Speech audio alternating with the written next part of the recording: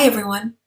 I thought I would share with you this page from my really talented creative team member, Jana Holden.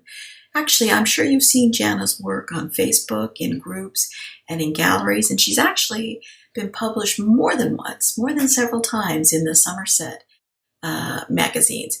She posted this really creative, beautiful page that caught my attention immediately, and I thought I would share it with you because it's a little bit outside of the norm in the sense that she didn't use just one kit to create this page. She used bits and pieces from my overlay packs and my brushes packs and some stuff from from one of my kits. And I thought I would show you how you can do this too. You're not limited. Don't limit yourself to just one kit when you're creating a page. You can pull bits and pieces from other things to get the effects that you're looking for. Let me show you this sort of layer by layer. I'm pretty sure Jana would have started off with this fabulous photo. And as you can see here, she's actually clipped it to one of the masks from my vitamin C collection. I have to tell you a cute little story associated with it. Has to do with Jana. She was actually responsible for the name of this kit. Originally, it was called something else, and in chatting with her one day, she shared with me this photo of her daughter on a beach, and her daughter was wearing a t-shirt that said vitamin C, you know, a play on words, vitamin C as for sunshine, well, vitamin C, S-E-A.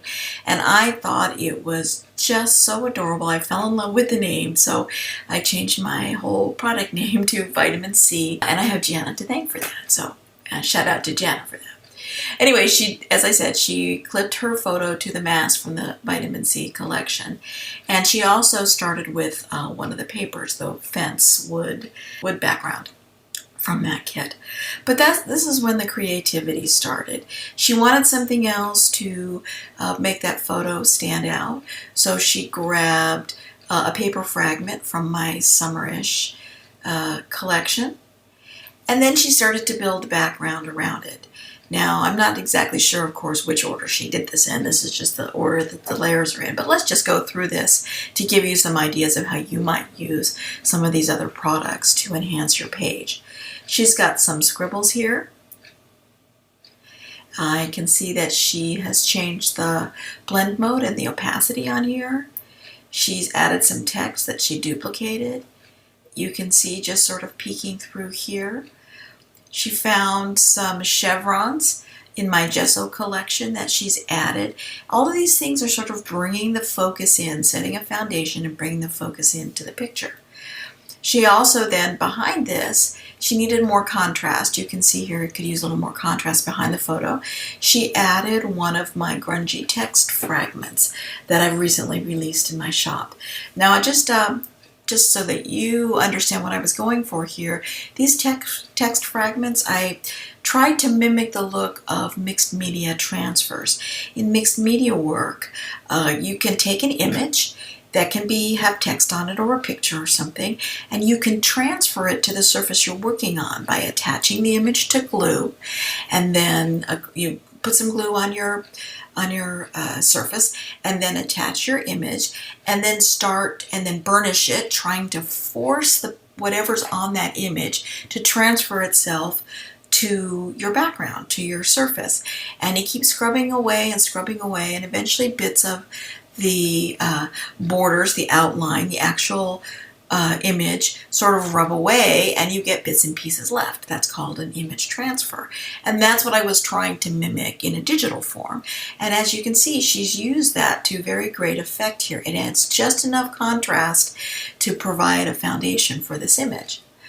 She's added one of my arty brushes here. Let's see if I can hide all this.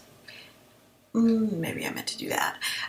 You can see that she stamped the arty brush down, but she stamped it in white.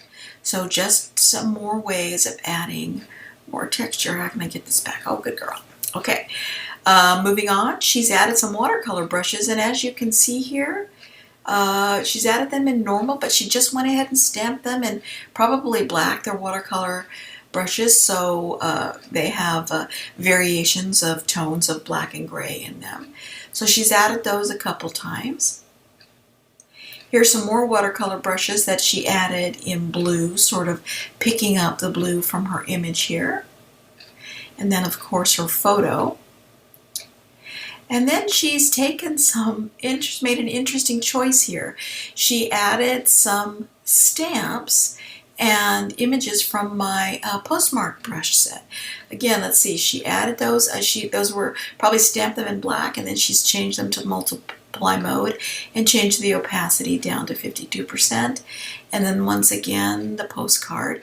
So she has turned these bits of various packs of product, of brushes and backgrounds and bits of kits into sort of a travel layout. Obviously not what this vitamin C kit was intended to be, nor the summerish kit intended to be, but look how she's combined these into creating a page for her sort of a travel memory.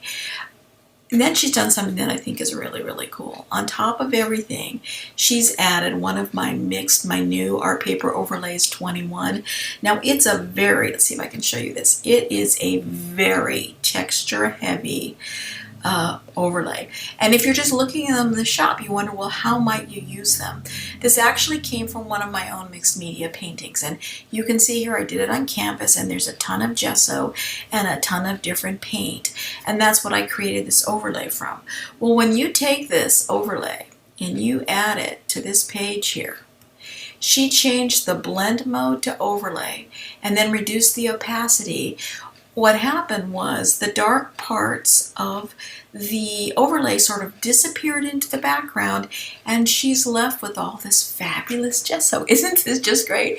If you love a grungy look, this is a perfect solution for you. I just absolutely adore the way that she did this. And then to top it all off with, she added one of the overlays from that vitamin C collection to give some definition. Let's see, yet she changed the blend mode from overlay to overlay.